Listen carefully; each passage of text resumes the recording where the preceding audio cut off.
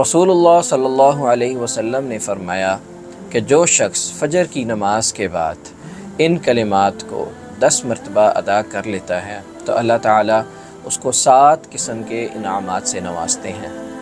پہلا انعام، اس بندے کو 10 نیکیاں ملتی ہیں۔ دوسرا انعام، اللہ تعالیٰ اس کے 10 گناہوں کو معاف کر دیتے ہیں۔ تیسرا انعام، اللہ رب العزت اس کے 10 درجات کو بلند کر دیتے ہیں۔ چوتھا، اللہ تعالیٰ اس کو 10 غلاموں کو آزاد کرنے کا اجر دیتے ہیں۔ پانچواں، اس دن وہ شخص شیطان کے شر سے محفوظ رہتا ہے۔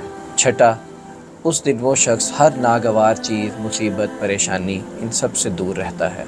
اور ساتواں، شرک کے علاوہ کوئی گناہ اسے اس دن لاحق نہیں ہو سکتا۔ اور جو شخص نماز مغرب کے بعد یہ پڑھتا ہے تو اسے اس رات یہی فضیلت حاصل رہتی ہے۔ وہ کلمات کیا ہیں؟